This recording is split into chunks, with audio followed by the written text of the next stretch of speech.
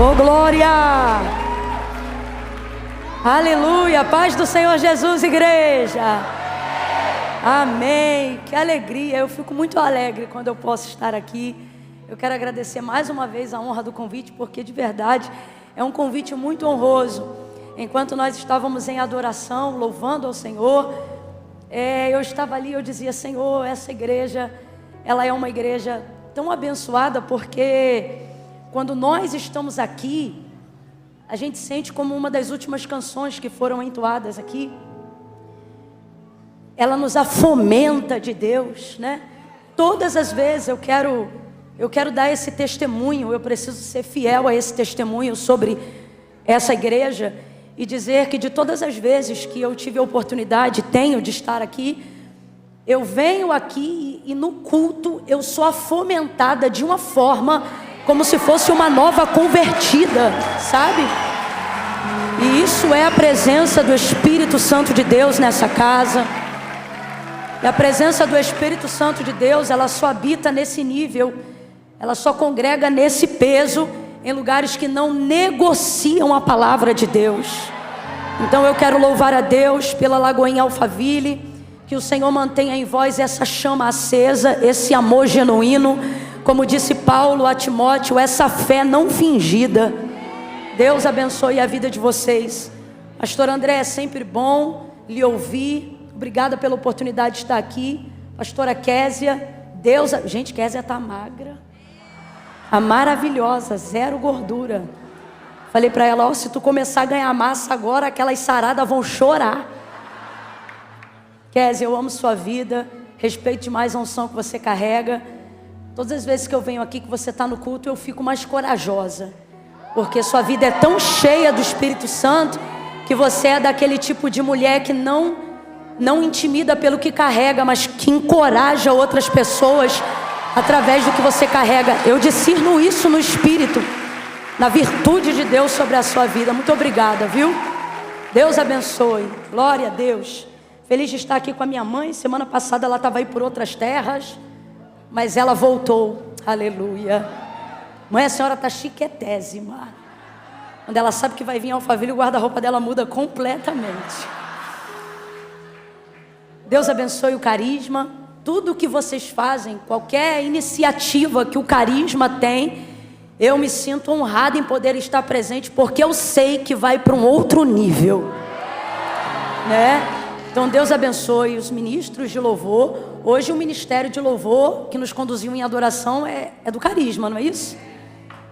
Eu vi que tinha um sal, um negócio assim. Deus abençoe toda essa igreja. Abra comigo a sua Bíblia no livro de Atos dos Apóstolos.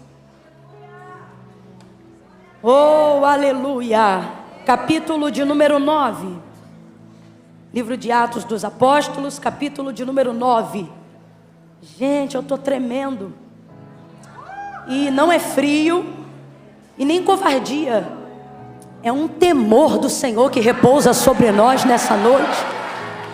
Sabe quando você está assim com seu pé encolhido? Sabe quando você está andando devagar para não pecar? Que temor do Senhor, aleluia. Oh, aleluia. Aleluia. Oh, aleluia, aleluia. Oh glória, oh glória. Aleluia. Aleluia. Aleluia. Atos, capítulo de número 9. Deus abençoe pastor Samuel, pastora Thaís, meus amigos. Eu amo a vida de vocês. Tê-los aqui na primeira fileira me anima, porque eu sei que se ninguém der glória a Samuel e Thaís, marcha e tudo. Amigo é assim, né? São meus amigos preciosos. Deus abençoe. Que honra tê-los aqui. Vamos falar da palavra hoje, irmãos.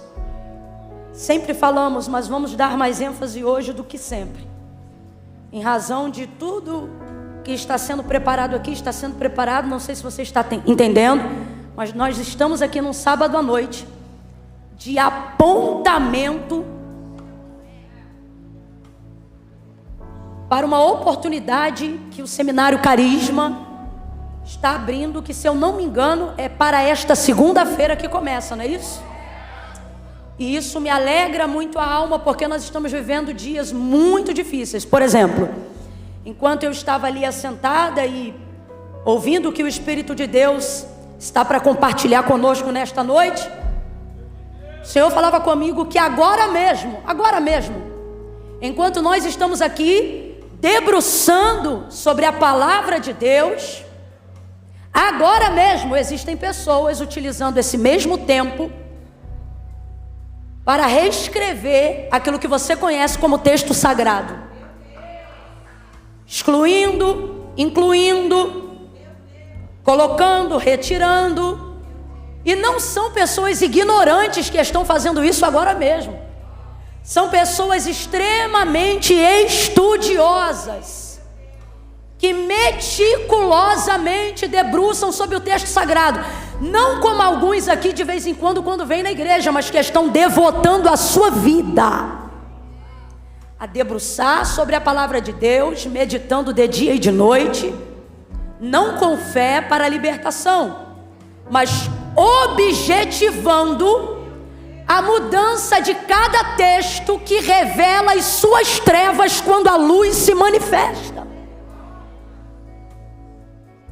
Porque a palavra diz que Jesus é o Verbo, e diz que o Verbo é a luz.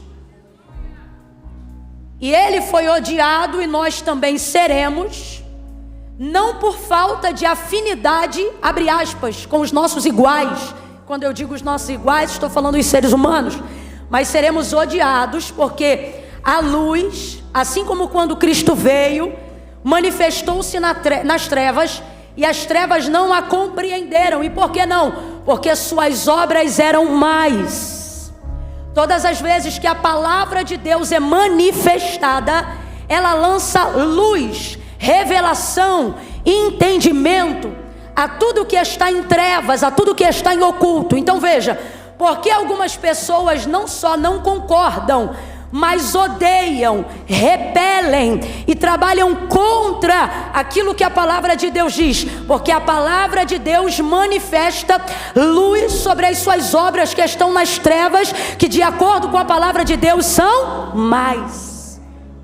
Então, a fim de que suas obras não sejam manifestadas ao mundo, eles querem que haja uma mudança. Para quê? Para que não haja denúncia, para que não haja mudança de comportamento, para que não haja opinião ou oposição ao pecado.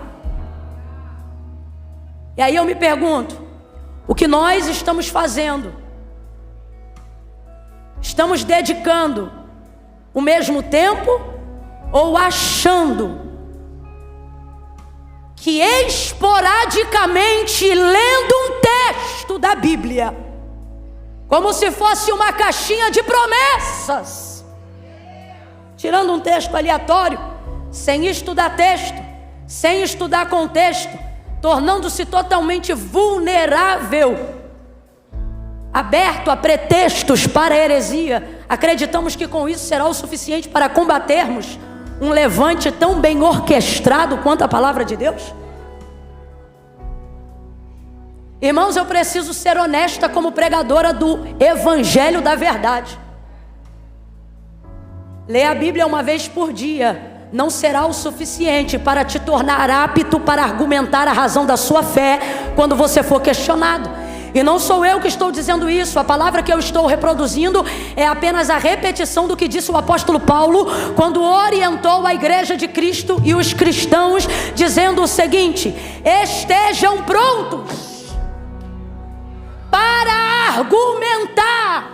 Não é para brigar, não é para discutir, não é para fazer escândalo, mas é para argumentar. Qual é a razão da vossa fé? Então esta história de que o que cremos não se discute, como se fé fosse uma questão sentimental e não bíblica, não é verdade.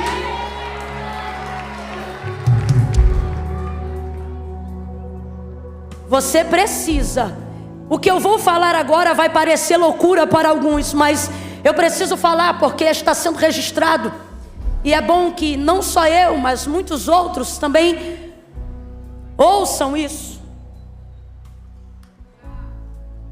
Dependendo de como você se posicionar biblicamente, e dependendo da quantidade, eu falei o quê? Eu falei o quê? Eu falei o quê? Sim, eu estou falando de números. Eu estou falando de povo, de volume, de massa.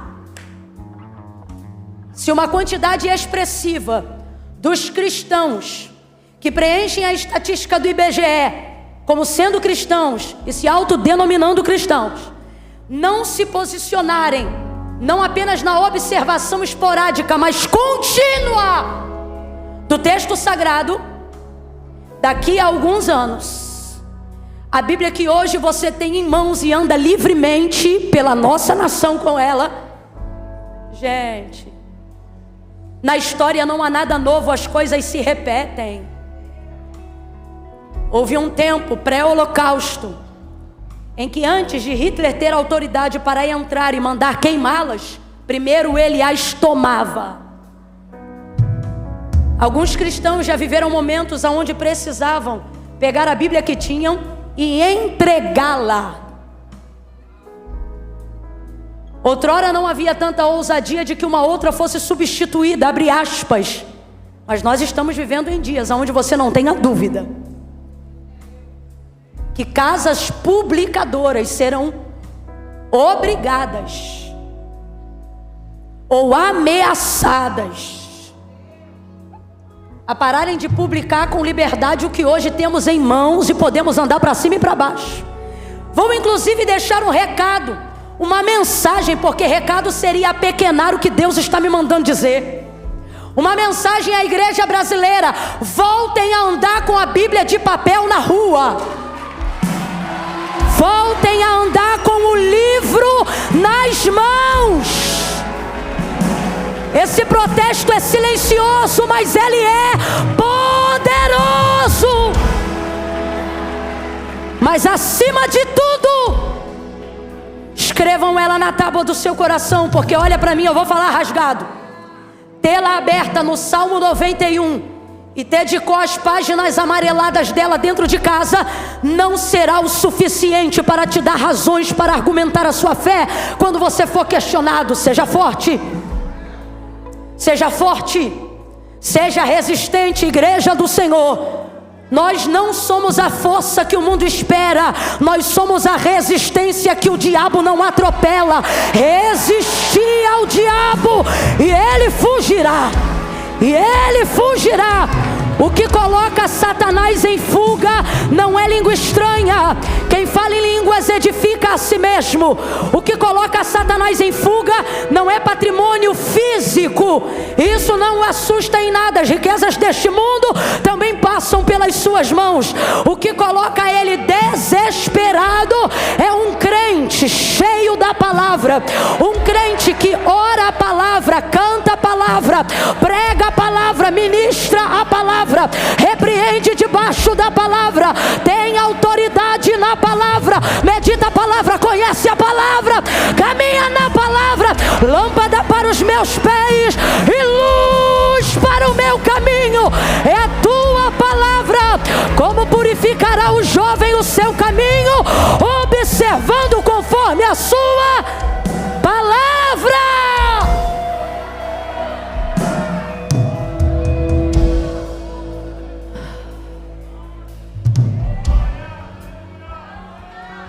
Olha para o seu irmão, que eu não vou comer esse rolo sozinha não. Olha para o seu irmão e diga assim para ele: leia a Bíblia.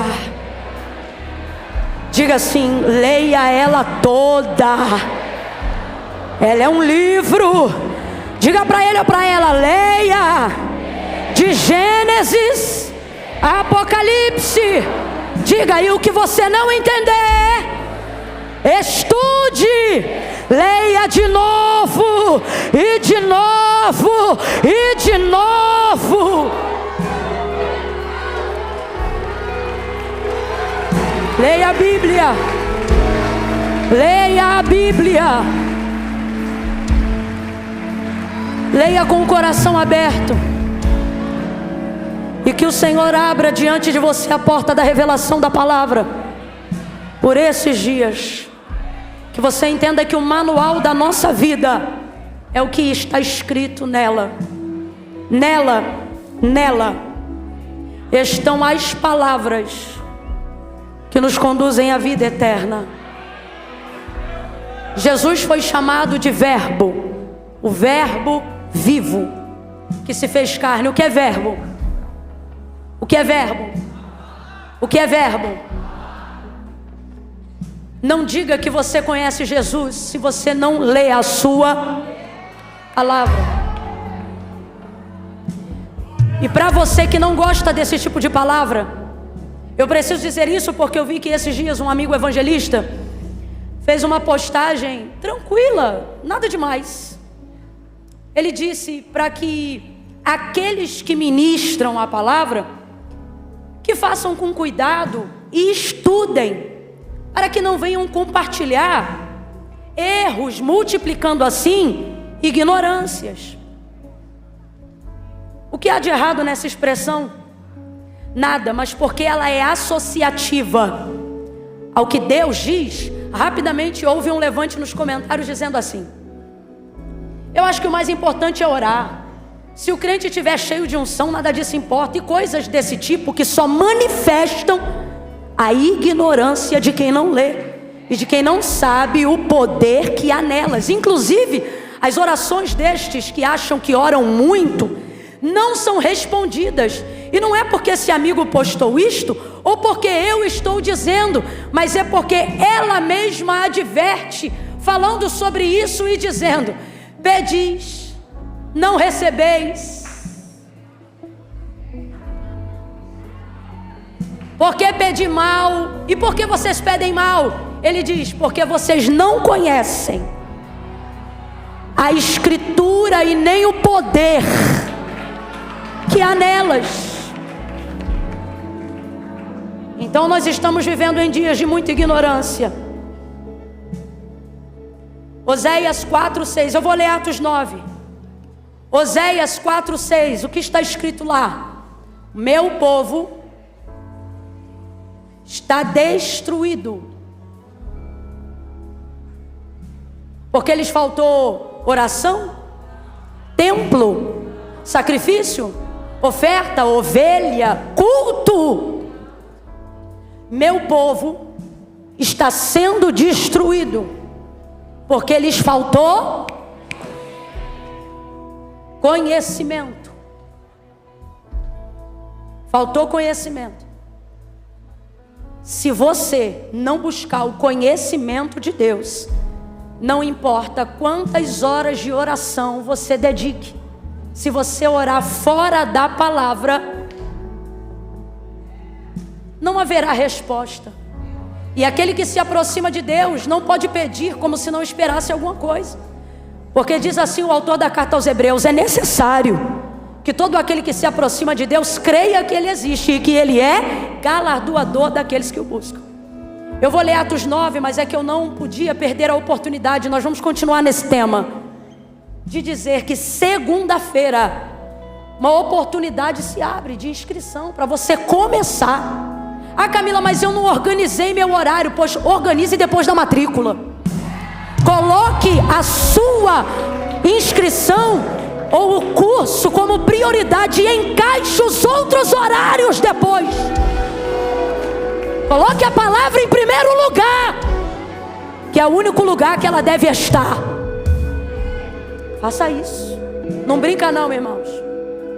Não brinca não. Você sabe por quê? Satanás tentava Jesus quando foi conduzido pelo Espírito ao deserto, dizendo assim para ele: porque está escrito.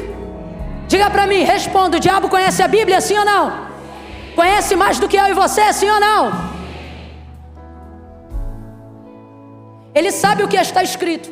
E quando ele quer desviar um crente, ele não aparece de chifre e cauda. Ele aparece usando os textos,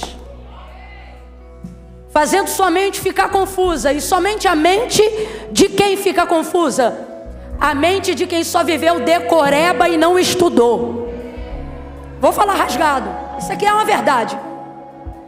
Olha o que ele dizia: porque está escrito. Mas olha como Jesus respondia: mas também está escrito. Olha para quem está do teu lado e diga: você tem que ter o também. O que é o também? Eu não sei só o que eles usam para dissuadir a minha fé. Eu sei o que eu posso usar para argumentar contra o engodo do maligno. Está te faltando um também.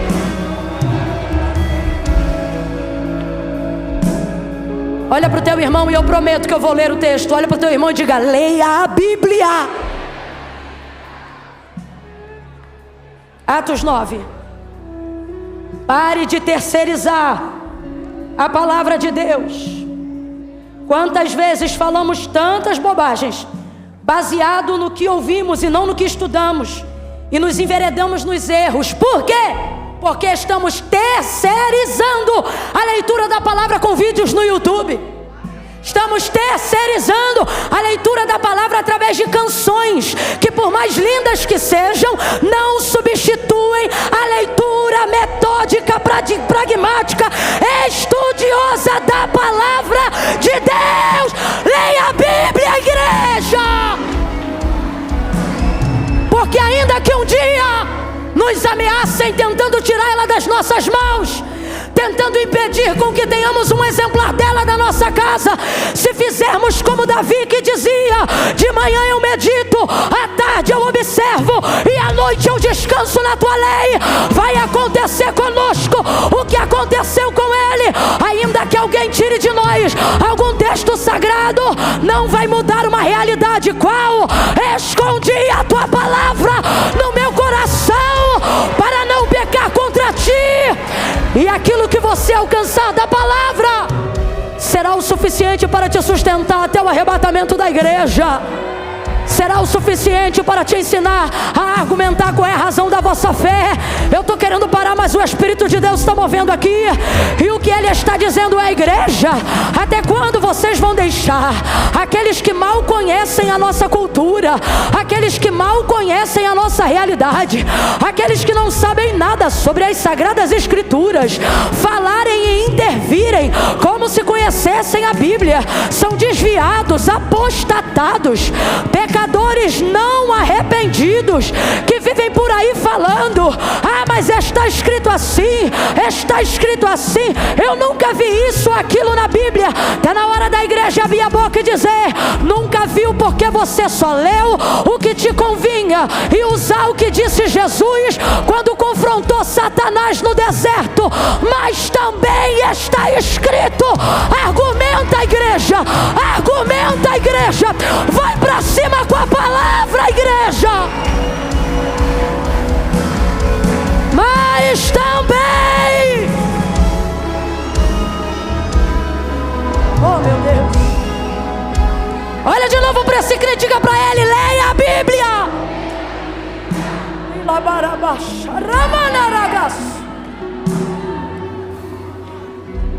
A Bíblia não é um livro comum, é um livro temido.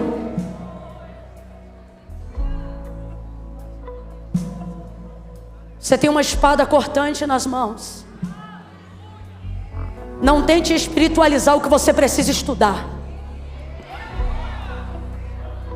Eu vou repetir, porque se você não gravar mais nada do que eu falar daqui para frente, isso aqui já vai ser o suficiente. Não tente espiritualizar o que você precisa estudar. Os comentários da rede desse meu colega diziam: tem que orar, tem que jejuar, tem que isso ou que aquilo.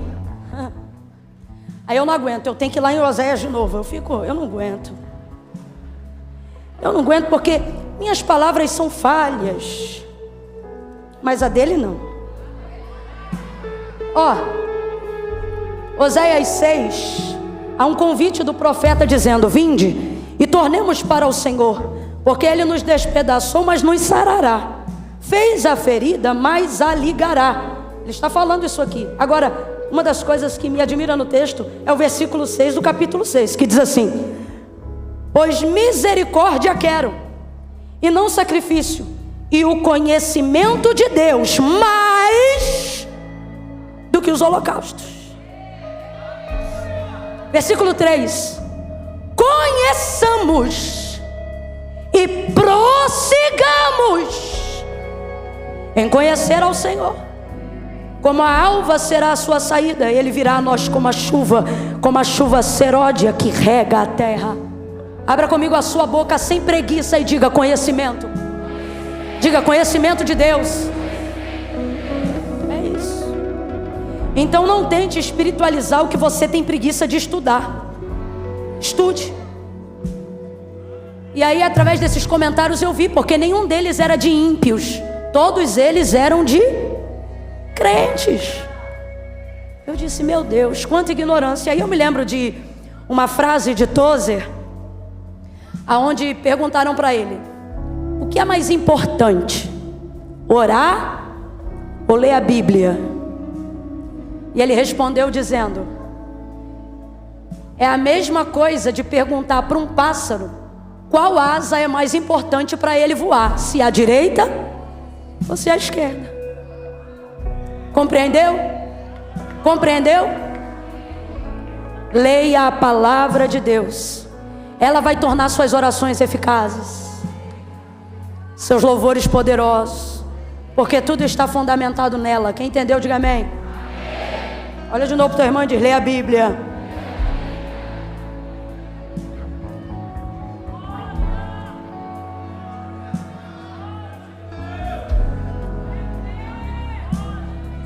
Atos capítulo 9.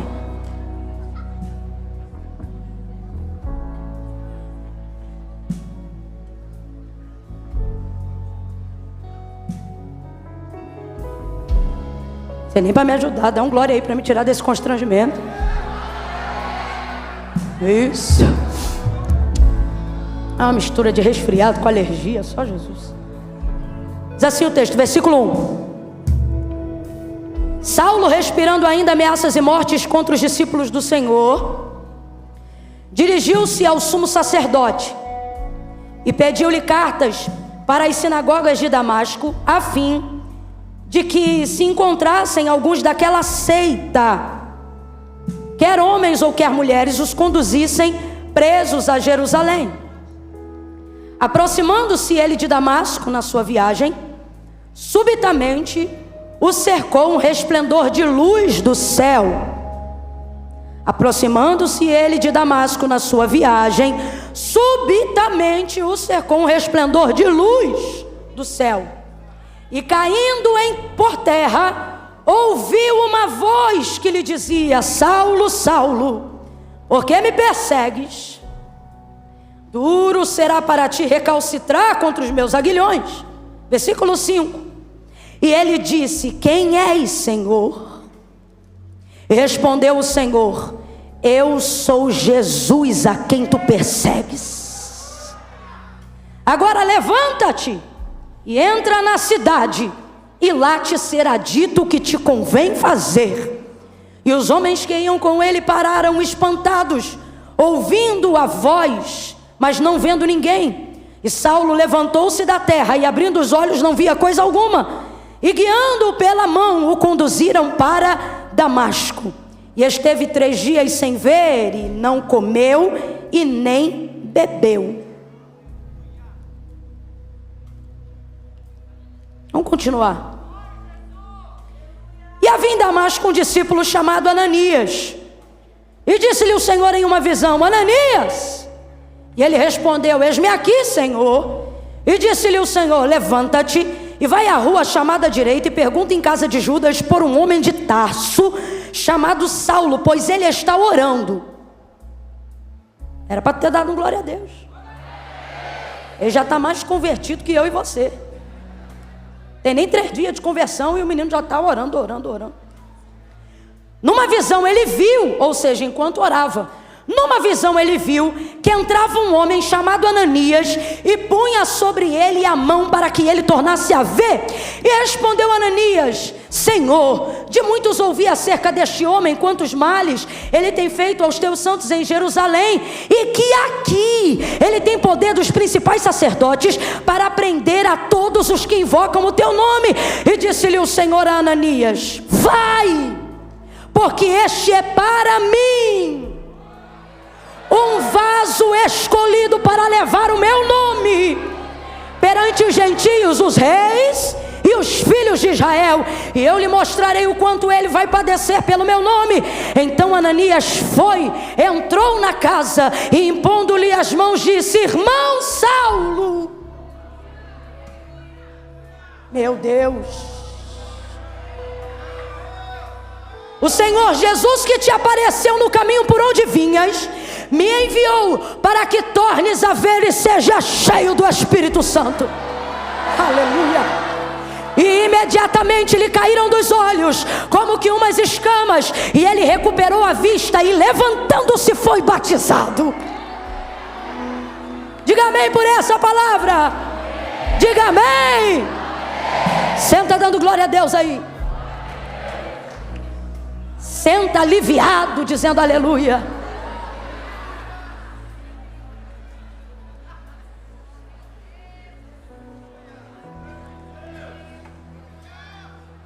E vocês não reclamam de estar sentando só agora não, porque dá uma olhada lá para trás.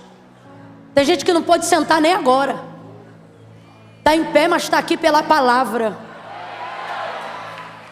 Que a palavra a qual vocês honram venha honrar também. Que vocês sejam livres de todas as dores, artrose, tudo aquilo que vem contra a sua articulação, seus músculos. Senhor, se quiseres manifestar a tua cura hoje, começa por quem está em pé, Senhor. Começa por quem está em pé, Senhor. Aleluia. Aleluia. Ó, preste atenção. A conversão de Saulo você leu comigo, então eu não preciso usar muito tempo contextualizando, porque você leu a narrativa do contexto toda comigo. E eu dei ênfase na leitura, você percebeu? Para você não ficar assim, não entendo. Não, você entrou na leitura comigo, eu senti, eu percebi. Porque na hora que eu falava de uma coisa boa, você reagia, então você estava dentro do contexto. Isso é bom, porque aí a gente ganha muito tempo agora na aplicação. Então veja, na conversão de Saulo no caminho de Damasco, ele foi cercado subitamente. E o texto diz: um forte resplendor de luz do céu. E daquela luz saiu uma voz: Saulo, Saulo, por que me persegues? Responda para mim, quem era a luz? Quem era a luz? Por que Jesus se manifestou em luz? Essa é uma das perguntas que cabe dentro desse contexto. Porque, por exemplo, quando Deus se manifestou para revelar o chamado de Moisés, Êxodo capítulo 3 na sarça, ele, por exemplo, não se revelou em manifestação de luz, mas num fogo que queimava na sarça, mas não a consumia.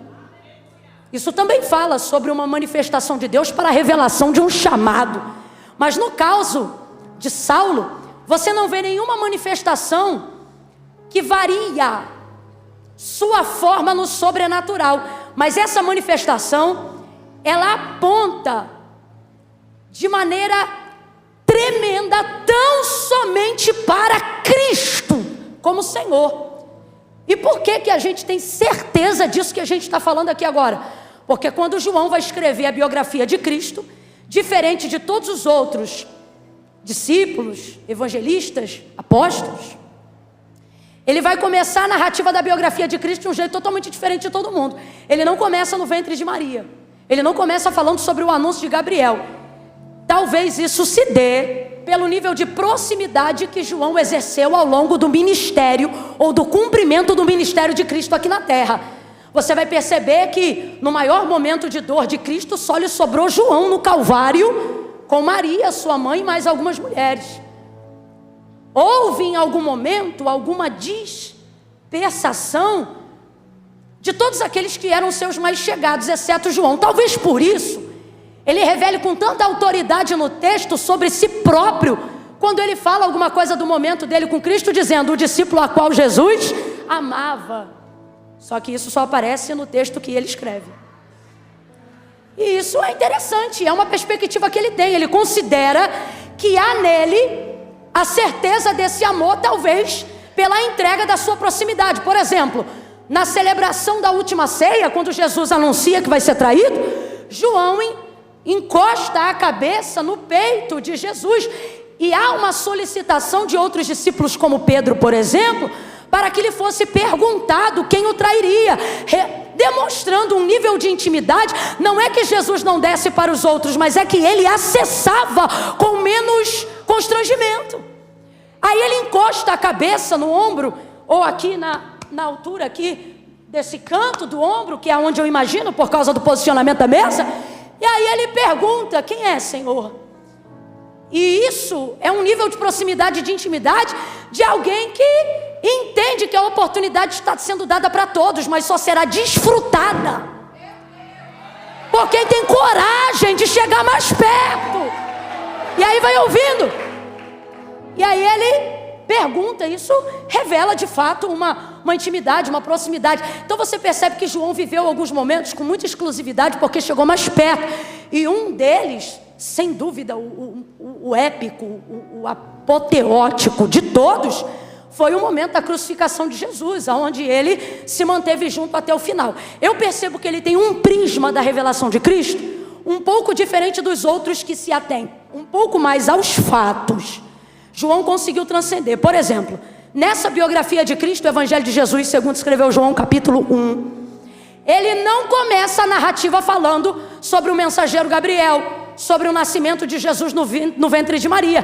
Ele já começa em Gênesis, considerando que quando Moisés recebeu a revelação da criação do mundo, ele era a pessoa que já estava lá no haja luz. Não sou eu que estou dizendo isso, é o próprio João, ao escrever o capítulo 1, quando ele diz assim: no princípio era o verbo estava com Deus e o verbo era Deus. Então vamos repetir, presta atenção. No princípio era o verbo estava com Deus e o verbo era Deus. Então vamos lá, no princípio era o verbo. O que é verbo? Palavra. Então vou te perguntar, o que é verbo? O que é verbo? Só que não é qualquer palavra, é palavra de Deus. A palavra utilizada ali no grego é a mesma palavra utilizada pelo autor da carta aos Hebreus, quando ele aponta que a fé vem pelo ouvir, e o ouvir da palavra de Deus. Perdão, Romanos. Então veja, é essa palavra a palavra de Deus. Então João, abre aspas, está predatando na sua consciência e para todos nós a existência de Cristo, não a partir do momento que ele foi nascido do ventre de Maria, mas de acordo com a profundidade do seu conhecimento, em razão da proximidade de Cristo, ele revela a compreensão de que Jesus, abre aspas, já existia, fecha aspas, no haja luz. Camila, eu não estou entendendo, vou falar bem rasgado. Na revelação do texto de João, o que ele está dizendo é que ele não apareceu só no haja cruz, ele já estava presente no haja luz. Ele era a luz que manifesta, que responde, que corresponde. No princípio era o verbo, no princípio era a palavra. Complete aí, verbo, mas ao invés de verbo diga palavra, só para sua melhor compreensão. O que João está dizendo no capítulo 1, no princípio era o... Perdão, eu botei a preposição errada. O artigo. No princípio era a palavra. E a palavra era quem? Sujeito aí. Quem era a palavra? No princípio era o verbo, que é a palavra. A palavra era... E aí ele não diz somente isso. Ele diz assim, ó. A palavra estava com Deus. A palavra era Deus. Então eu vou te perguntar quem é Jesus na sua expressão de compreensão, e você só pode responder de um jeito. Por quê? Porque não há nenhuma revelação maior de que ele é, de quem ele é, a não ser através da manifestação da sua palavra. Tanto é que na sua carnalidade, quando esteve aqui na terra, não foi conhecido apenas como homem, mas como verbo vivo, palavra manifestada carnalmente. humanamente. Por isso João continua no mesmo texto dizendo: e vimos a sua glória como a glória do unigênito do Pai. E vimos, sentamos com ela, oramos com ela, conversamos com ela, almoçamos com ela, jantamos com ela, e vimos a sua glória como a glória do unigênito do Pai, cheio de graça, justiça e verdade. Por quê? Porque Jesus é Deus. Por isso João não o vê, ou não data a sua existência na sua consciência apenas no conhecimento do nascimento de Maria, mas ele data desde o que ele compreende como manifestação da palavra revelada em Gênesis. O que está escrito lá? No princípio a terra era sem forma e vazia, o Espírito de Deus se movia sobre a face das águas, e disse Deus: haja luz, e houve luz. Volta para João 1. No princípio era o verbo estava com Deus, o verbo era Deus. Ele continua: nele estava a vida. Então diga para mim, a vida está onde? Aonde está a vida? Está na hora de você entender que não é o físico que manifesta o espiritual, porque o espiritual ele nasceu muito antes do físico. É por isso inclusive que Deus é Espírito. Que a palavra de Deus diz sobre Deus? Que Deus é. Não foi a terra que disse ao Espírito: manifeste a luz. Foi o Espírito que manifestou a sua palavra e disse ao nada: haja luz. E houve luz. Sabe quando você vai dar crédito ao que está escrito aqui? Quando você compreender que não é o comportamento do físico que manifesta a palavra, mas é o comportamento no espiritual que muda o comportamento físico habitual e cotidiano. Não sou eu que movo ela, é ela que me move. A oração de um pregador genuíno não pode ser apenas: Deus, me usa na tua palavra. Mas quando você crê que a palavra de Deus é viva, sabe como é que você ora? Deus, que a tua palavra me use. Porque o que Deus adverte sobre ela? A palavra de Deus é viva. Palavra de Deus é viva. Isso não é poesia, isso é realidade. Enquanto você achar que isso é filosofia, essas palavras vão ser como a leitura de qualquer outro livro. Mas quando você compreende que essas palavras manifestaram vida e organização sobre o universo, você então começa a compreender que a leitura dela, a vivência dela, manifesta, altera, transforma toda e qualquer realidade de caos e de trevas a seu redor. Pelo que, Camila? Pelo que eu sinto? Não, pelo que nela está escrito, e eu sempre digo isso.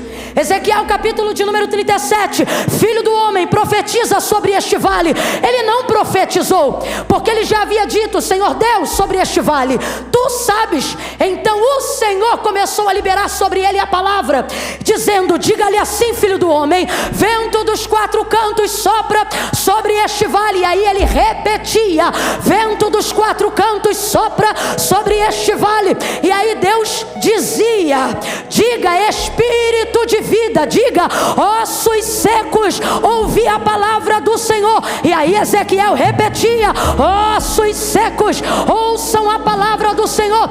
E de repente um vento começou a soprar e ouviu-se um barulho. Eu tenho para mim que sentir alguma coisa ele começou a sentir naquela hora, porque imagine uma visão cheia de osso, crânio, fêmur, caveira para tudo que é lado. Daqui a pouco você não sabe o que é pior, se é o escuro de nada se mexendo, ou se é cada osso procurando um osso e um barulho, e de repente um monte de esqueleto se levantando ao seu redor. Eu ouso dizer que muito provavelmente o que ele deve ter sentido de início não foi esperança, mas foi medo, porque num vale escuro, o texto diz: e a mão do Senhor me tomou, me levou e me deixou. O cara está sozinho, apenas ouvindo uma voz. E sabe o que é maravilhoso? Não precisa mesmo de mão, não precisa mesmo de presença física. Se tiver a palavra atravessa o medo, a palavra atravessa as impossibilidades, a palavra consola, a palavra sustenta, a palavra levanta, a palavra reage, a palavra comove, a palavra levanta um exército seco e caído. E ele tão somente repetia, e de repente um barulho começou a se ouvir no meio do vale, e era osso se juntando a seu osso. E agora eu vejo um Ezequiel animado. É Deus falando e ele repetindo com ousadia. É Deus falando e ele reproduzindo a voz que manifesta o futuro. É Deus falando e ele dizendo: e porém em vós nervo, e porém em vós carne, e porém em vós tendões, e porém em vós espírito de vida, espírito de vida, e vocês viverão.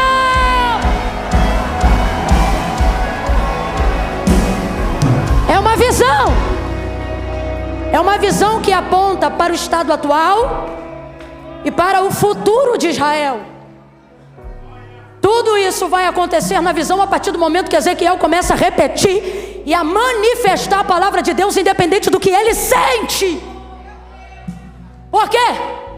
Porque quem conhece a Bíblia não manifesta sentimento, manifesta o que a Bíblia diz.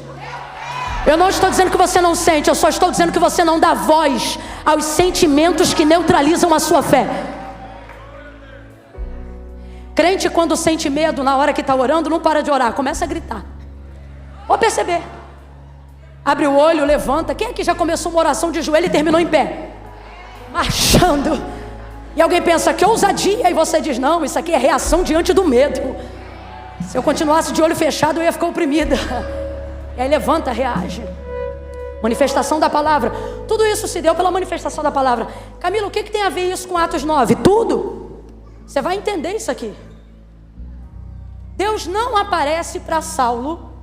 Jesus não aparece para Saulo para o seu momento de conversão de nenhuma outra forma senão num forte resplendor de luz. Volta para Gênesis 1. No princípio era o verbo estava com Deus, no princípio a terra era sem forma e vazia. O Espírito de Deus se movia sobre a face das... Se movia, mas não fazia nada. Eu já disse isso da última vez que eu estive aqui, mas vou repetir para levar-nos ao caminho que Deus abriu para nós hoje. O Espírito de Deus se movia sobre a face das águas, mas não realizava nada, não operava nada. Enquanto o Espírito de Deus, não é das trevas, não é de Satanás, é o Espírito de Deus, se movia sobre a face das águas, ele realizava alguma coisa? Mas é o Espírito de Deus. Mas ele fazia alguma coisa? Não, ele não realizava nada, ele não trouxe à existência nada. Eu não sou contra mover, pelo contrário. Eu sou quase que uma expressão do mover. Se tem uma pessoa, irmão, que tem prazer no mover, Deus é minha testemunha. Olha, eu já fiz coisa que eu só não preciso te contar, porque tu já deve ter visto na internet. De marchar, de ir, de vir, mover. E o mover pode ser de Deus, porque o texto diz que o mover era do Espírito de... mas não realizava nada. Por quê? Porque pode ser mover e pode ser de Deus. Mas é um princípio, está em Gênesis. Pode ser mover e pode ser de Deus. Só que o mover não tem poder transformador. Mover, escute isso, mover aqui não manifesta a palavra. Não manifesta, ó. Deus está movendo sobre o abismo das águas, mas não realiza nada. E é o Espírito de... mas não está fazendo, não realiza, não opera, não dá comando, não transforma. Quando é que começa a reagir? Verso 3. E disse Deus. Agora diga para mim com inteligência, vem para cá. Pode esse Deus, detentor de todo o poder, fazer tudo o que existe e vemos que passou a existir em Gênesis 1? Pode ele num pensamento ter manifestado tudo se quisesse, sim ou não? Ele poderia com uma respiração ter criado tudo? Ou sem que expressasse nada, apenas um pensamento poderia ter feito tudo existir imediatamente de uma vez só? Sim ou não? Mas ele operou assim? Porque essa é uma das características do Deus que nós servimos.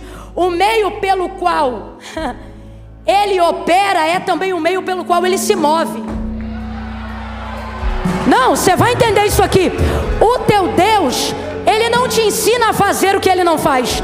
Ele dá exemplo te ensinando.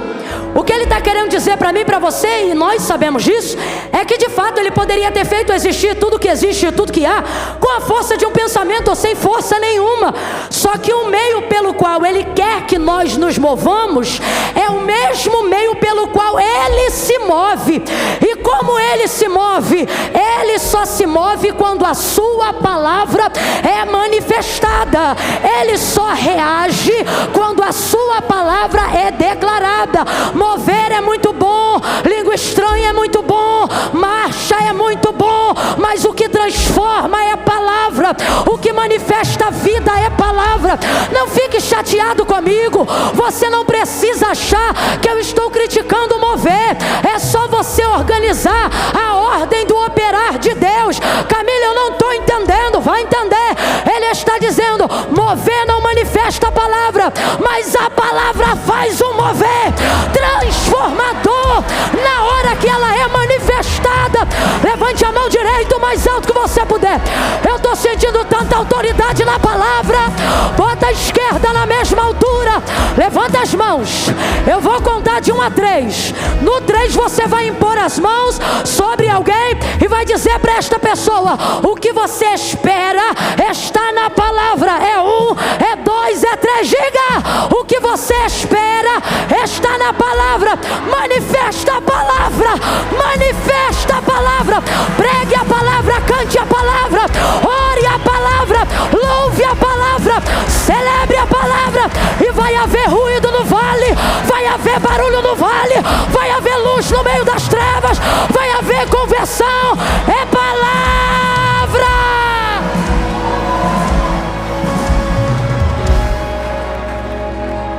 Eu tenho sido repetitiva nestes dias, mas é porque nós precisamos colocar a palavra de Deus no único lugar que ela funciona. Aonde, Camila? Ela não pode ser o recurso do desesperado, ela precisa ser a escolha do sábio. Palavra. Eu acho. Não, o que a palavra de Deus diz? Davi, por meditar nela sempre, ele dizia assim, Salmo 119, um tributo a ela. Ele dizia: tu me fizeste mais sábio do que os meus conselheiros. Por um único motivo. Qual? Eu provavelmente medito na lei e sou devoto a ela mais do que eles. Essa é a única forma. Ele diz: tu me fizeste mais entendido do que os anciões à minha volta. Mas vai olhar a conduta dele. Só salmodiava a palavra, louvava a palavra, orava a palavra. Veja os homens que tiveram resposta da sua oração. Eles não diziam: Deus eu quero, Deus eu penso, Deus eu acho, Deus tu podias. Eles oravam dizendo, pode olhar, eles oravam dizendo assim: porque tu disseste. E eles eram respondidos. Por quê? Porque o meio pelo qual Deus se move é o mesmo meio pelo qual Ele opera. Então veja, Ele só reage diante da sua. Deus me ama muito, mas não tem compromisso com meus sentimentos ou a minha vitimização. Agora, eu não estou dizendo que Ele não me consola, que Ele não me ajuda, que Ele não é amigo. Mas para ter transformação, manifesta a palavra. Por quê? Porque Ele não tem obrigação de ser fiel a mim, mas a palavra de Deus me garante que Ele é fiel a ela. Então, quando eu coloco diante dEle, não o que eu quero, mas o que Ele me garantiu, aí acontece com a gente o que aconteceu com ele e Moisés. Ele dizendo: Moisés, vou destruir o povo, tira o teu povo de diante dos meus olhos. E Moisés dizendo para ele: meu povo não, porque quando tu me disseste, vai libertar o meu povo, o que ele está dizendo? Tu não me disse que o povo era meu, tu disseste que o povo era teu. Moisés, nós vamos começar uma nova geração agora a partir de você. E como que vai ficar o que tu disseste a Abraão? Aí eu te pergunto, para quem conhece a narrativa, Deus destruiu o povo ali naquela hora? Mas Moisés ficou colocando diante de Deus: Deus, tem pena, tem piedade. Ô Deus, poxa vida. Não, olha que ele. Senhor, o que vão dizer as nações que te ouviram dizer que tu faria este povo herdar a terra que jurou a seus pais que lhes daria? Parece que eu vejo Deus assim. Agora veja, Deus já sabia disso tudo, sim ou não? Vamos aqui louvar a sua grandeza. Deus já sabia disso tudo, sim ou não? Deus na verdade está provando a liderança de Moisés, não porque ele se esqueceu, mas porque um bom líder precisa se lembrar do que Deus. E foi assim que a presença de Deus caminhou com Moisés até a entrada, ou até o dia de sua morte. Manifesta a palavra. Quando você manifesta a palavra, você acumula energia. Quando você lê, quando você sabe o que Deus liberou para a sua vida, você acumula energia. Para quê? Para quando você chegar em um lugar e abrir a sua boca, ela manifestar a condução, ela fazer aquilo que ela quiser fazer sem que você obrigue, sem que você empurre, sem que você agrida. Por isso o texto é claro: não é por força e nem por violência. Quem convence o homem do pecado, da justiça e do juízo é o Espírito Santo. E o Espírito Santo, que é o Espírito de Deus, ele opera por qual meio? Versículo 3 do capítulo 1. Ele só reage, ele só manifesta na hora que ele identifica que o comando, a ordem, a palavra de Deus foi manifestada. Por isso diz o autor da carta aos Hebreus: céus e terra, tudo que existe, tudo que há, não foi feito por prova aparente do que se vê, mas antes foram criados pelo poder da sua palavra. Então o Espírito reage a quê?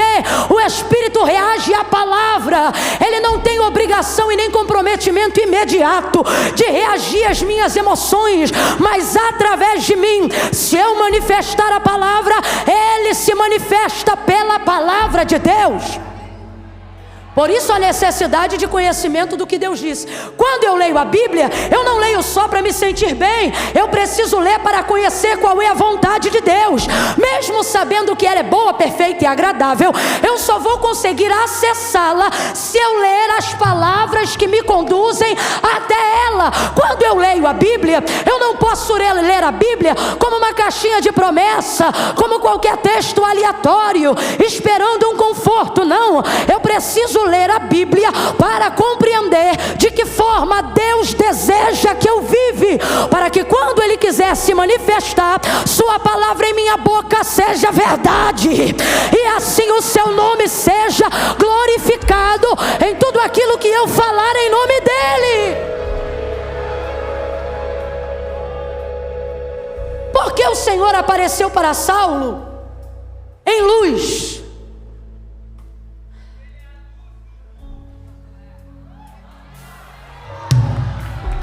E por que tomou a forma de luz para falar com Saulo? Porque Saulo vivia nas maiores trevas que um homem pode viver.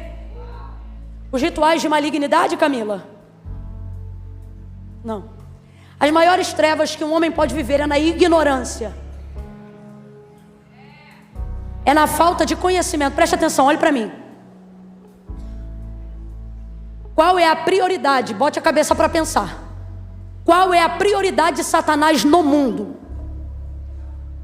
Camila, eu tenho para mim que uma das principais áreas que ele entra é no adultério, para destruir casamentos e famílias.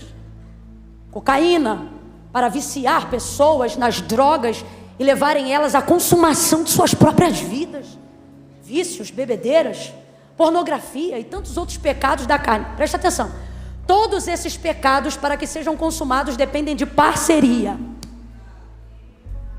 Por exemplo, Judas saiu possesso da celebração da última ceia. Eu disse que ele saiu possesso, mas você não vê ele uivando, você não vê ele com nenhum comportamento de manifestação demoníaca física, mas saiu possesso. Mas antes de tomar a decisão fatídica de entregar Jesus, quando Jesus lhe deu a oportunidade dizendo: olha, aquele que mete a mão no prato comigo é o traidor. É o que há de me trair. Aí ele sabe que é ele. Aí ele olha para Jesus, Jesus olha para ele e diz: o que tendes a fazer, faz-o depressa. Como quem diz, a oportunidade de se arrepender está aqui agora. Mas ele não quis. O texto diz que ouvindo isso, ele se levantou da mesa e saiu. E saiu para quê? Para consumar o que já tinha desejado. Mas olha a parceria entrando aqui, olha a parceria. Possessão não entra do dia para a noite, tem que ter parceria. Olha a parceria.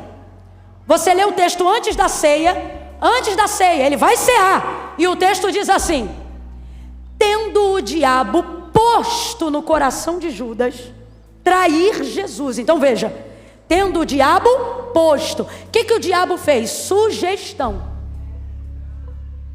Quando ele levanta e vai cumprir, consumação. Aí olha o que o texto diz. Antes, tendo o diabo posto no coração de Judas trair Jesus. Aí passa a ceia, ele ceia, levanta e vai trair. Quando ele levanta, que ele sai da mesa, aí o texto diz assim: tendo então Satanás entrado. Olha como é que muda, pode olhar o texto em casa. Antes da ceia, sugestão. Depois da ceia, possessão. Pode olhar o texto em casa. Responda para mim, teve que ter parceria para ter possessão, sim ou não? Sim ou não? Porque ele não recusou a sugestão, deu legalidade para a possessão. Você me sugere e eu realizo. Que é isso? Parceria. Você faz sua parte, eu faço a minha. Então veja, todas essas obras, Satanás conta com a atividade de alguém. Mas tem uma que ele trabalha prioritariamente para que não dependa nem da atitude dessas pessoas. Ele quer privá-las do conhecimento de Deus. Porque a única maneira de uma pessoa não desejar Deus é se tornando ignorante acerca de quem Ele é. Porque Deus é bom. Completa aí para mim. Deus é? Vem, Deus é? Quem aqui não gosta do que é bom? O salmista convida-nos a conhecer a Deus dizendo assim: provai e vede que o Senhor é bom. Prova. Olha o que ele está dizendo: se você provar, nunca mais você vai dizer que é ruim. Prova que tu vai ver que ele é bom. Então aonde é a atuação de Satanás? Impedir com que você faça a degustação. Por quê? Porque aí você fica ignorante no conhecimento de quem Deus é. Aí vamos lá, a Bíblia revela qual é a prioridade do trabalho do diabo. Qual é a prioridade do trabalho dele? E o príncipe deste século. Colocou neles vício? Ensinou eles o que é pornografia? E o príncipe deste século cegou o entendimento para que não cheguem ao conhecimento da verdade. Que verdade é essa? Você até confundiu e falou a palavra. Agora olha a manifestação do Filho de Deus. Conhecereis. Conhecereis a verdade, e a verdade vos liberta. Aí você pensa assim: a verdade vai me libertar do vício, a verdade vai me libertar dos encantamentos, a verdade vai me libertar das drogas, a verdade vai me libertar da pornografia. Sim, também. Mas a prioridade é o seguinte: a verdade vai libertar a tua mente. E depois que você libertar a tua mente, irmão, é você mesmo que arranca a droga, vai arrancando isso, vai arrancando aquilo pela renovação do vosso entendimento. Você começa a dizer: isso aqui não é para mim, Deus me ajuda, isso aqui não me pertence, tira do meu caminho. Você está entendendo? Uma ação que é chegar ao conhecimento de quem Deus é, transforma toda uma vida para sempre. Então aonde Satanás atua? Na ignorância. Vou fechar o entendimento, não vou deixar ele saber qual é a verdade. A verdade aqui é a manifestação viva da palavra. É por isso que você vê um monte de gente apontando igreja, condenando o pastor, falando mal de crente. Por quê? Porque nunca provou. Mas eu já fui crente. Foi crente, mas não provou. Quem é que já provou e hoje pode até não estar mais em condições de provar, mas tu precisa ver o respeito com que trata a obra de Deus? Por quê? Porque provou. Ele está do lado de alguém que diz: é tudo sem vergonha, ninguém presta. Ele diz: meu irmão, tem gente que presta. Tem igreja. Ele já provou. Não pode ficar mais enganado depois que você chega. Albert Einstein colocou esse comportamento no campo da física. dizendo que a mente que chega ao conhecimento de algo que não sabia, ela é dilatada, e uma vez dilatada, torna-se impossível que ela retorne ao padrão anterior.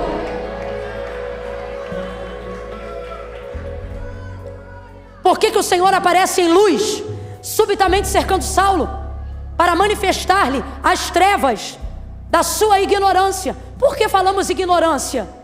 Porque o problema de Saulo é só um: ele não persegue o evangelho por acreditar que o evangelho merece a perseguição, mas por ele acreditar que o evangelho é uma seita e Jesus não passa de um charlatão. Então veja como Paulo se assemelha a nós quando o assunto é ignorância. Ele não faz o que é errado porque quer errar, mas ele faz o que é errado porque acredita piamente que está fazendo a coisa. É o maior nível de arrogância que nos leva a pecar. Não é perceber que erramos, mas é achar que somos capazes de acertar em tudo. O Saulo só está nesse sanhaço aí de agora porque ele acha que evangelho é seita e Jesus é um charlatão. E por quê? Porque ele ouviu Jesus da boca dos sumos sacerdotes, ele ouviu Jesus da boca dos príncipes. De quem ele ouviu? Ele ouviu Jesus de Roma, ele ouviu Jesus de quem falava mal. Ele nunca provou.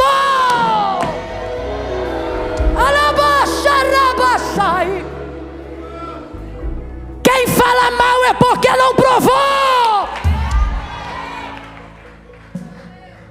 E ele segue a cartilha.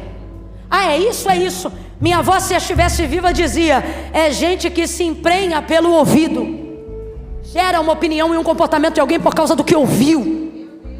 Mas olha que interessante, tudo que ele ouviu fez com que Jesus o encontrasse, provavelmente para atender o clamor da igreja, porque a igreja que anda com Cristo não dá para imaginar. Olha aqui para mim, deixa eles ouvirem isso no seco, só isso aqui no seco.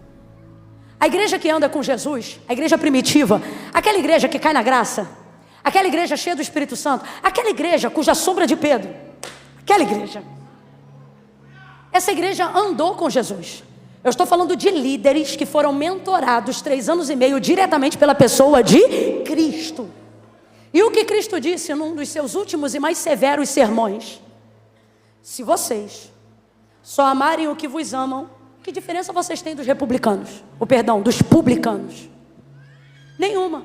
Vocês vão ser cidadãos como qualquer outro. Que tipo de cidadão? Recíproco. Te bateu, bate também. Te xingou, xinga também. Te agrediu, agride também. Aí ele diz: mas eu vos digo. O que ele está dizendo? Não importa como o mundo viva. Eu não chamei vocês para reciprocidade, eu chamei vocês para cristianismo.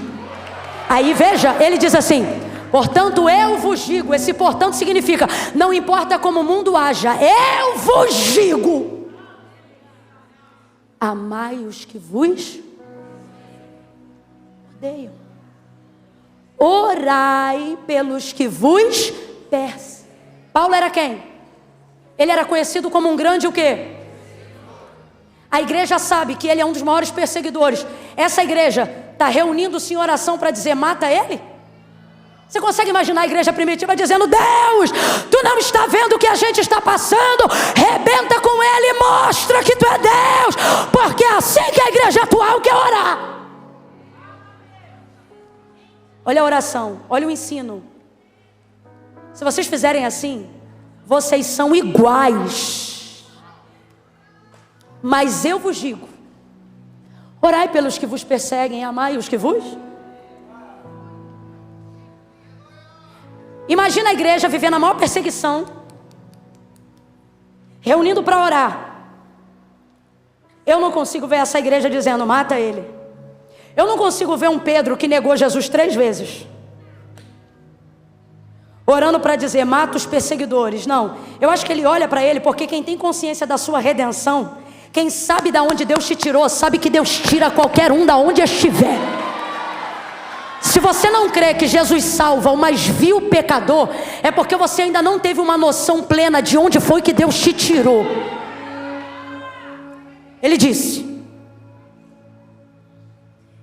eu não consigo imaginar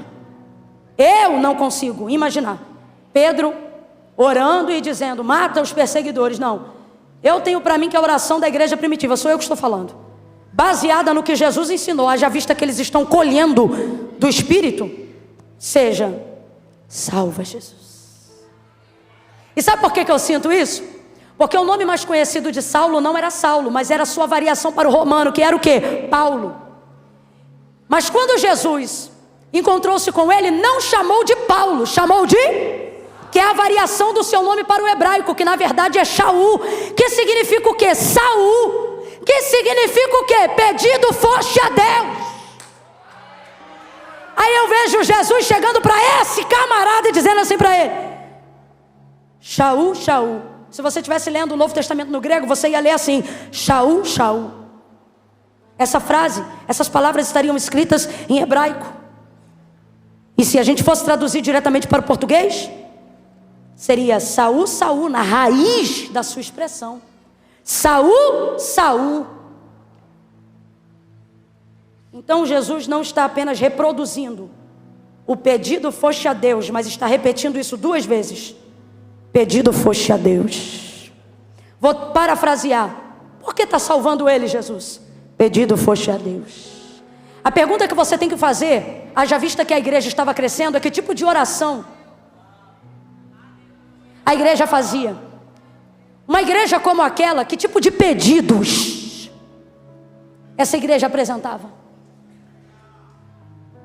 Aí Ananias vai dizer, de muitos ouvi. Aí Deus o interrompe, dizendo, o interrompe não, o argumenta, dizendo, vai porque ele é pra...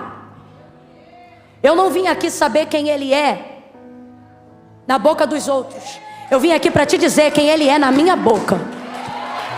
Você está entendendo o que a palavra de Deus está manifestando aqui? A palavra de Deus vai converter a vida de um homem, trazendo a ele o conhecimento de quem Deus é, através da manifestação de luz. E naquela luz Jesus vai dizer, quando ele pergunta, quem és, Senhor? Ele vai responder, eu sou Jesus, a quem tu persegues. Agora responda, ele chegou ao conhecimento de quem era Jesus na primeira pessoa, sim ou não? Sim ou não? Sim, analise o texto, sim. É o próprio, Jesus não está dizendo, diga que sou eu na boca de um profeta, não. Jesus está encontrando ele e está dizendo, eu sou Jesus. Então vou perguntar de novo, Saulo está conhecendo Jesus sem intermediários, sim ou não? Está conhecendo ele na primeira pessoa, sim ou não? Quando você conhece ele por intermediários, você precisa de mais tempo. Mas quando você se relaciona diretamente com ele, um encontro basta. Um encontro basta. Rendido ao chão, Jesus não lhe despediu assim, mas disse, levanta-te. Porque na presença de Deus, o seco já passou, já pode voltar. Para a gente fechar junto. Camila, depois que você fala isso, você prega mais 10 minutos. É isso mesmo. 10 tá bom. Levanta-te. Faz um som aí de quem está se levantando. Que som é esse, Camila? É o som forte que você vai fazer agora. Levantando isso.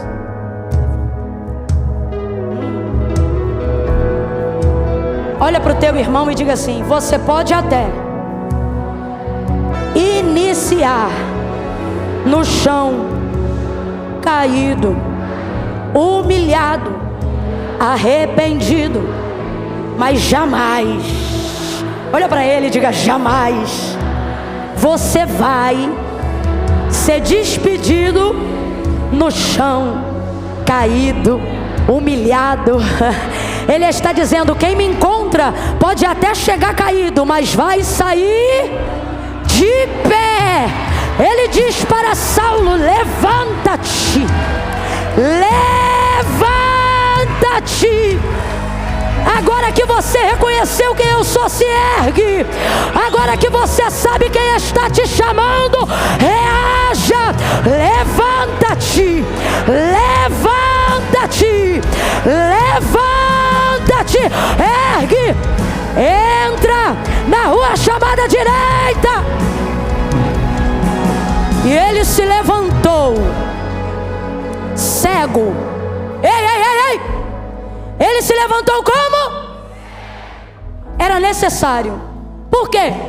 Porque a melhor maneira de aguçar o que você precisa ouvir é de olhos fechados. Camila, mas e o departamento dos meus irmãos aqui que precisam de olhos abertos para fazer a leitura, ou labial, ou por interpretação? Ah, eu amo o que disse Jesus em Mateus 13, porque ele me dá respaldo para o que eu estou entregando, inclusive para estes meus irmãos. Você fala tudo que eu estou falando, hein, menino? Você não fica com medo de falar nada não, hein? Jesus disse: não são surdos os que não ouvem, mas os que ouvindo não recebem. Então o que Jesus está dizendo? Que a aceitação da sua palavra não vem pelo volume de uma voz, mas pela obediência do que lhe foi ordenado. Para Deus, não escuta mais quem ouve, mas escuta melhor quem, entendendo, obedece, se submete. Foi o que fez Paulo, submetido completamente ao senhorio de Cristo, rendeu-se. E ele disse: levanta-te e entra em Damasco. Cego, cego sem nada a ver, cego, cego sem nada a ver, aguçou a sua audição, porque a fé vem pelo e o ouvir. Enquanto ele ora, Deus mostra para ele um homem chamado Ananias. E Ananias está em casa morrendo de medo. E Deus diz assim: Ananias, vai até ele, procura na rua direita, entra em casa de Judas. Um homem chamado Saulo está te esperando. Que Saulo? Aquele que tem carta para prender gente como eu? Pois é. É impressionante. Para cumprir a palavra, Deus dá teu nome até para quem outrora era teu adversário. Olha. Senhor de muitos eu ouvi, vai, porque ele é para mim. Ananias obedece. Quando ele chega na casa onde Saulo estava, olha isso. Poucos momentos antes dessa hora, ele está argumentando com Deus, dizendo: Senhor, ele é um perseguidor, ele tortura, ele prende, ele tem cartas de autorização. Mas depois de ouvir a palavra, ele entra na casa dizendo: irmão, há um pouquinho de senso de humor aqui. Camila, eu não estou entendendo, isso aqui não está no sermão, mas cabe. É Deus trazendo gente hoje aqui. Sabe o que ele está dizendo? Quando você se preocupar somente em obedecer a minha palavra e não em ficar pensando ou emitindo opinião sobre ela, você vai ver gente que te perseguia te dando a paz do Senhor. Você vai se tornar o cumprimento e a manifestação da minha palavra. Gente que falava mal de você, eu vou falar. Gente que te perseguia, você vai passar por essa pessoa, e o Senhor está dizendo: você vai tomar um susto. Por estes dias ela vai dizer: irmão, como é que você está? Irmão Saulo, parece que eu vejo Ananias todo cabreiro. Irmão, o Senhor que apareceu para ti no caminho de Damasco, ele me enviou para que eu ore por você. Isso aqui é como se ele estivesse dizendo: posso orar? Impôs as mãos sobre ele, e enquanto orava, umas escamas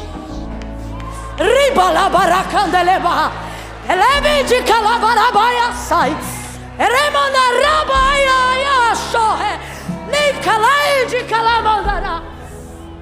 Ananias vai orar debaixo de uma palavra. Vem comigo que nós vamos fazer essa oração agora. Ananias vai orar debaixo de uma, porque a palavra de Deus para ele foi: vai lá, procura na rua direita, em casa de Judas, por um homem chamado Saulo, e ora por ele. Ele não está indo orar o que ele quer, ele está indo lá orar o que Deus mandou. Enquanto ele ora, o que isso significa? Enquanto ele faz o que Deus, as escamas, como se fosse escama, começa a sair dos olhos do homem, e ele passa a enxergar. Depois de 3 dias cego, sua vista é recuperada. Tudo isso porque Ananias não parou para ouvir o que as vozes que diziam sobre Saulo pensavam sobre ele, mas ele parou para obedecer o que a voz de Deus falou sobre Saulo. Camila, eu não entendi. Quando a palavra de Deus se manifestar para te usar, ela não vem para pedir tua opinião, ela vem para exigir tua obediência. Quer ser usado por Deus? Não conteste o que Ele fala, obedeça. Leia a palavra e se acomode, se adeque, se transforme. Se for preciso se espremer, se esprema, porque estreito é o caminho que conduz à vida eterna, mas larga é a porta da perdição.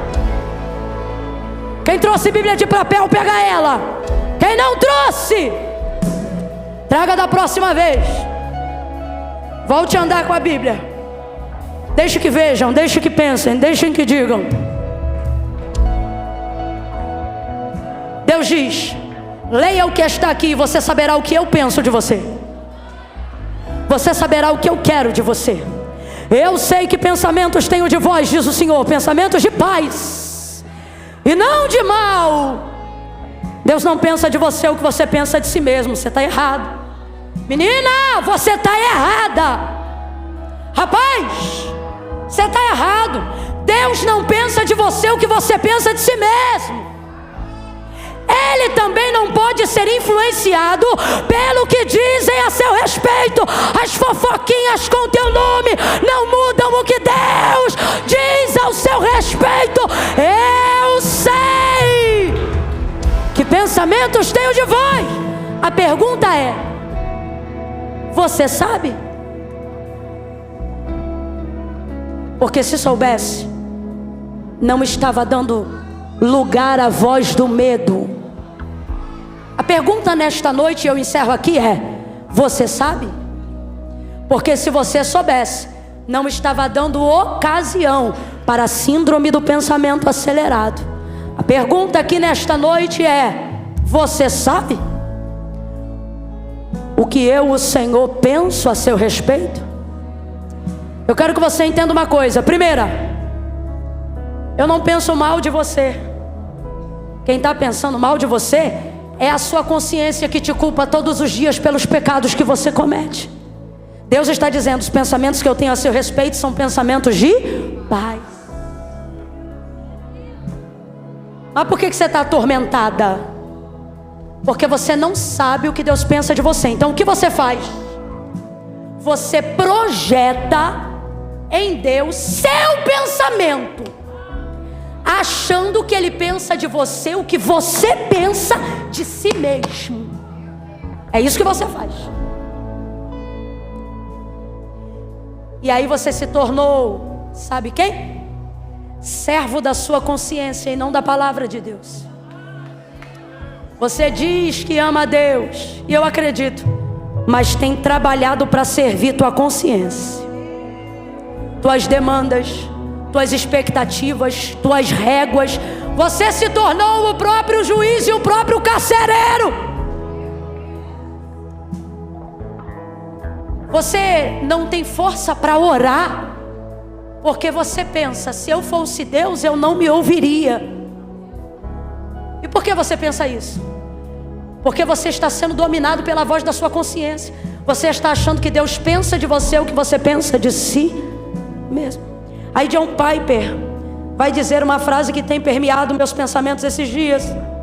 E ele vai dizer assim: se o Deus que você diz adorar nunca te confronta, nunca te diz não, é bem possível que você esteja adorando uma versão idealizada de si mesmo e chamando de Deus. Camila, eu não entendi, vou te falar. Você até diz que é servo de Deus, mas se tornou seu próprio ídolo. Vale mais para você o que você pensa de si mesmo. Por quê? Porque se valesse o que Deus disse a seu respeito, você não deixava os seus pecados te manterem distantes. Olha aqui para mim. Quem está encrencado precisa de quê? Um crime. Imagine que você cometeu um crime. A polícia te pegou. A polícia aqui é a consciência, o criminoso é você. Ela diz: vou te levar preso, você só tem direito a uma ligação. E graças a Deus você conhece a primeira pessoa que você liga, ou a primeira pessoa que você contata, é a fim de que esta pessoa traga para o seu processo advogado, alguém para te defender. Aí João vai dizer: filhinhos, não pequeis, mas se pecardes, tendes um promotor, juiz, tendes um advogado. Ele nunca perdeu uma causa, ele nunca perdeu uma batalha, ele nunca advogou e perdeu. Mas por que você não chama ele? Olha para mim. Por que quando você erra, a primeira coisa que você faz não é se aproximar de Deus, mas é se afastar dele? Porque você já não serve mais a palavra, você serve a sua consciência. E a sua consciência te diz: você não é digno, saia da igreja. Você não é digno, não ore. Sujo, imundo, como você ousa cantar hinos de louvor a Deus. E Deus está dizendo: filho, você está encrencado. E quem está encrencado precisa ligar.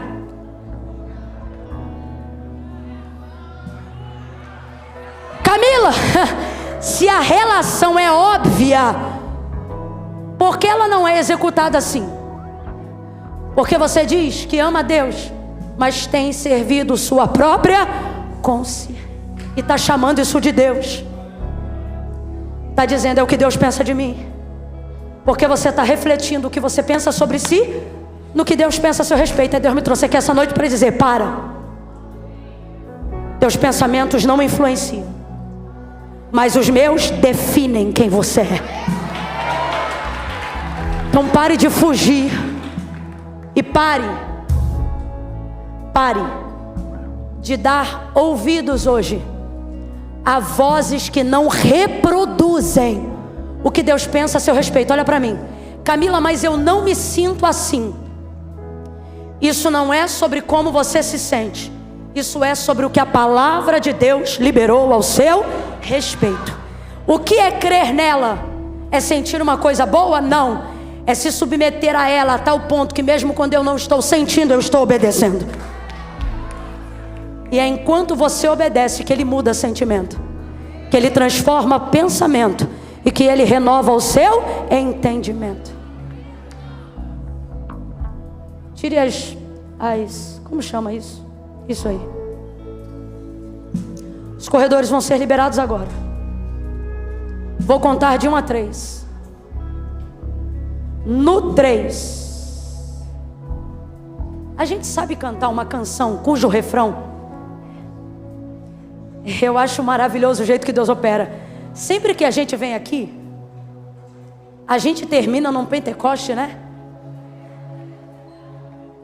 Mas olha, a gente não vai terminar hoje com mover, mas com uma palavra que vai transformar. É por isso que eu vou pedir para eles, se eles sabem cantar uma canção, que o refrão dela, eu não sei nem se é o refrão. Ai meu Deus, eu sei que tem uma parte dela que diz assim: aquieta minha alma, faz meu coração ouvir tua voz, me chama para perto. Sabe, a gente sabe essa música? A gente, você sabe que são vocês, né? Como é que é o refrão dessa música? Alguém lembra? Ah, é isso mesmo? Essa música tem uma revelação bíblica incrível. Ó, porque na verdade eu descobri que tudo que eu preciso está em ti. Ó, mas meu coração é teimoso demais pra ti. Por quê? Por causa da consciência. Sei que depender é como viver perigosamente, mas eu preciso acreditar e confiar no que eu penso de mim, no que você diz. Isso é fácil? Não é não.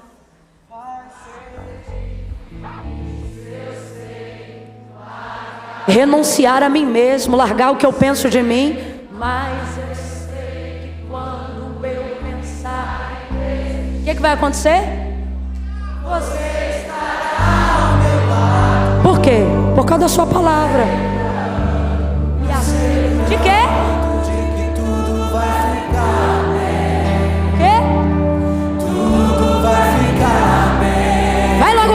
se eu cair?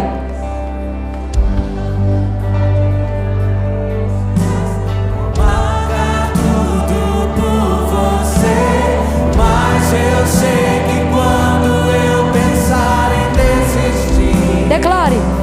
você estará ao meu lado, me segurando, me assegurando de que tudo vai Eu creio nas tuas palavras. Vai para aquela parte, se eu cair. E se eu cair, Quer? a sua mão me levantará. Vai! E se eu chorar, toda lágrima você enxugará. E se eu cair? E se eu cair, O quê? a tua mão me levantará. Diga aí! E se eu chorar, toda Chama ele! Chama ele! Diga! então E o quê? e a queda minha alma Ah, Senhor! faz meu coração. A tua palavra nos acalma, a tua voz nos guia, é ela quem nos orienta, firma os nossos pés. Me chama pra perto, Cumpre a tua palavra. assim eu não me sinto só. Aquieta, aquieta, aquieta. Oh, E a queda minha alma faz meu coração. sai desespero, saia mensagens de desgraça. Bondade e misericórdia me seguirão todos os dias da minha vida, e habitarei na casa do Senhor por longos dias. Cumpre a tua palavra, glorifica o teu nome. Segura, segura, segura. Troca de novo, troca de novo. Cadê o que eu tava?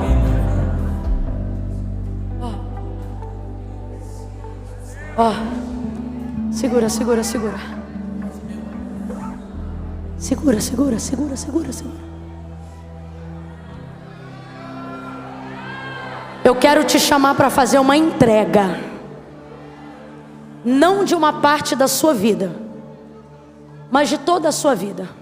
Jesus disse assim: aquele que me confessar diante dos homens, eu também o confessarei diante do meu Pai que está no céu. A confissão pública de fé, ela é necessária. Se tudo que você ouviu aqui, você não só crê, mas demonstra uma fé verdadeira em obediência, você precisa confessar. Porque a palavra de Deus garante dizendo assim: aquele que crê e confessar será salvo. Camila, mas e se Jesus voltar essa madrugada antes do meu batismo? Você vai subir junto com a igreja. Porque aquele ladrão do Calvário também não teve tempo. E Jesus entende sobre o tempo. Camila, mas como é que eu faço? Eu tenho um monte de coisa para resolver na minha vida. Eu também tenho na minha. Mas foi o próprio Jesus que disse: ora, sem mim? Camila, então como é que eu faço? Se eu tenho uma situação para resolver, vem você e teu rolo. Vem você e teu problema. Porque ele não disse para ninguém: se arruma e vem. Ele disse: vinde a mim, todos vós que estáis. Porque como você está não determina quem você é, só o que você está fazendo. Mas depois que você alcançar entendimento, você para de fazer o que não deve. Entrega o teu caminho ao Senhor. Confie em você. Confie na sua força de vontade, é isso? Confie nele. No 3, Deus está falando comigo que tem gente que o coração está cheio de medo. Medo de quê, Camila? Camila, eu estou com medo de ir aí no altar fazer uma aliança com Deus ou reconciliar e não conseguir me firmar. Só que o Senhor está dizendo: é por isso que eu não estou te chamando para confiar em você, estou te chamando para confiar em mim, no meu nome, diz o Senhor. E Camila, como é que eu comprovo que eu creio que Ele é poderoso de verdade? Vai ter que tirar o pé do chão e vir no altar. Vai ter que dizer: Senhor, se você tiver, se a gente ainda estiver transmitindo online, e se você estiver acompanhando, escreva no chat ao vivo: estou confessando Jesus como meu Senhor. E nós vamos ligar o seu nome também no livro da vida. Eu conto um. Cesse a voz da desgraça. Deus está falando comigo que vozes de ameaça têm te cercado de dia e de noite, dizendo: sua vida será marcada por tragédias, por dores. Mas o Senhor está dizendo, e eu conto 2: em obediência eu corrijo a tua rota, e se cumprirá sobre a sua vida o que diz o Salmo 23. Ao término dele, bondade e misericórdia me seguirão todos os dias da minha vida. Eu quero declarar que a partir do momento que você confessar Jesus como Senhor, maldições do passado serão destruídas, e você vai começar a viver a novidade de Deus.